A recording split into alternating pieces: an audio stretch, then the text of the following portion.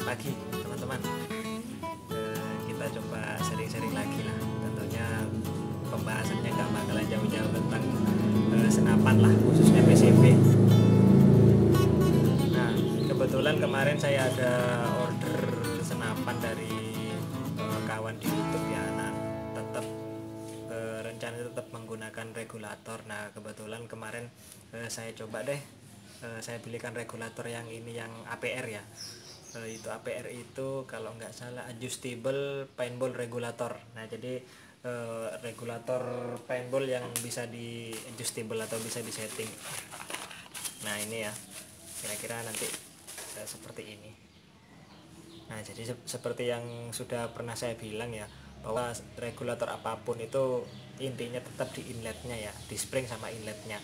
Nah, jadi kalau teman-teman tanya soal performansinya seperti apa, saya rasa tetap sama lah. Bagaimana kita bisa kreatif membuat inletnya itu, terutama teflon sama body inletnya itu dia benar-benar rata, benar-benar rapi, presisi, sehingga ketika dia tekanan tercapai maka dia akan menutup sempurna.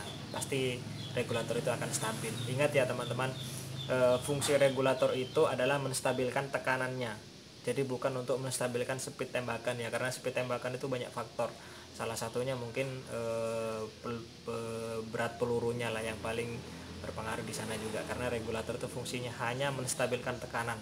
Jadi jangan terlalu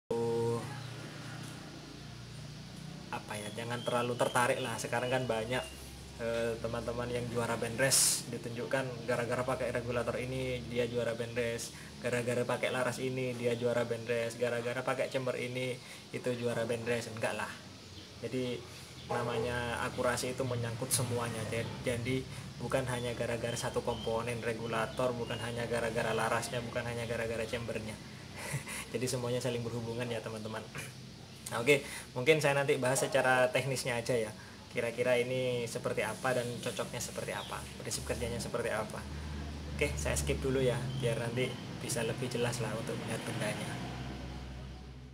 Nah, oke ya teman-teman, ini ya regulatornya. Jadi drat jantan ini adalah outputnya, dan yang betina ini, female-nya adalah inputnya. Jadi tekanan input masuk dari sini. Ini ada, kelihatan nggak ya? Nah, itu ya, ada lubang-lubang kecil ya, itu adalah sebagai saluran inputnya. Oke, jadi ini adalah adjustable-nya ya untuk mengaturnya. Nah, saya buka dulu. Nah, jadi prinsipnya sama lah ya teman-teman, seperti regulator pada umumnya. Itu ada inletnya ya, jadi dia masuknya lewat situ, lewat samping. Nah, jadi itu kelihatan ya, ada inletnya, dan ini ada teflonnya. Nah, bagaimana ini regulator ini bisa diatur? Nah, jadi yang diatur itu adalah jarak ini ya, jarak antara ujung teflonnya ini dengan inletnya ya. Saya anggap ini inlet, jadi gini. Nah, jadi kalau posisinya gini, angin masuk, terus dia masuk ke ruangan melalui lubang ini, dia ngisi ruangan yang ada di dalam sini. Ada ruangan, terus ini di sini ada di springnya ya teman, ada ruangan terisi angin, akhirnya tertekan, pistonnya tertekan keluar, akhirnya pistonnya menekan di spring untuk keluar. Ketika piston ini tertekan keluar, maka dia akan menutup inletnya, jadi gini, pluk, nah nutup ya. Nah, ketika ini dimundurkan agak jauh gini, otomatis kan angin di sini butuh tekanan lebih agar pistonnya keluar lebih jauh. Nah, intinya seperti itu. Ketika tekanannya naik sangat besar sekali, maka pistonnya akan keluar semakin jauh. Nah, intinya gitu. Makanya yang kenapa ini bisa naik turun tekan, maksudnya bisa di-adjustable, bisa diatur, yaitu dengan cara mengatur jarak antara teflon ini dengan inletnya. Nah, intinya seperti itulah. Nah, oke. Saya coba buka aja deh. Jadi di springnya ada di sini. Prinsipnya sama persis lah. Regulator prinsipnya ya kayak gitu-gitu aja lah. Nggak bakalan jauh berbeda. Seperti yang saya pernah sampaikan ya, selama kita bisa menjaga inlet itu bisa menutup sempurna, regulator itu pasti akan stabil.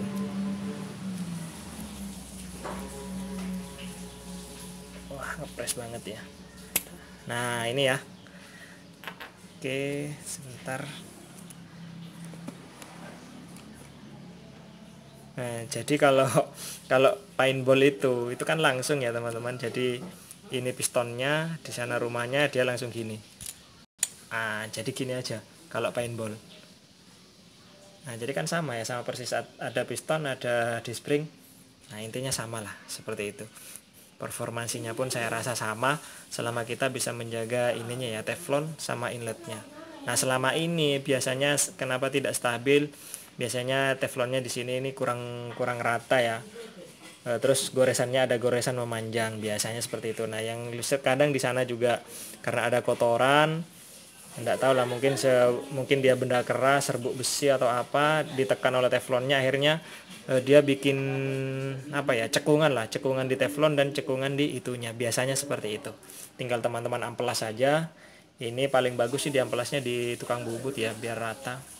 Biasanya dia nanti akan stabil lagi.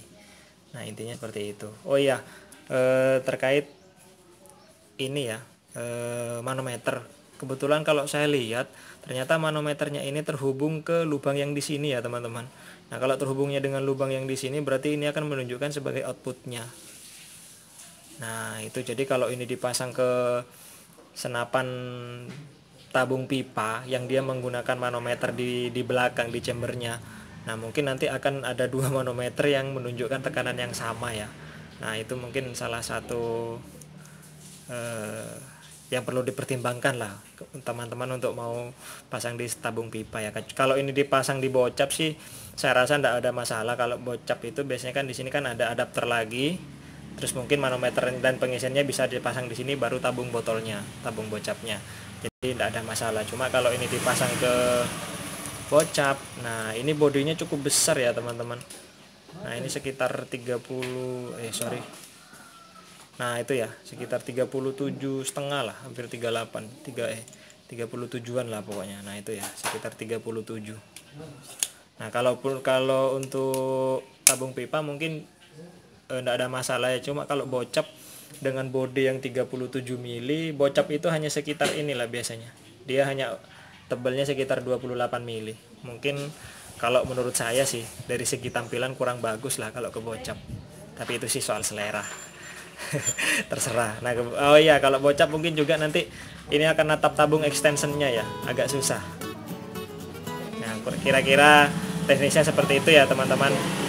Nanti teman-teman pertimbangkan sendiri lah, kira-kira memungkinkan enggak dipasang di unitnya teman-teman. Oke, itu dulu ya teman-teman. Mudah-mudahan bermanfaat. Thank you.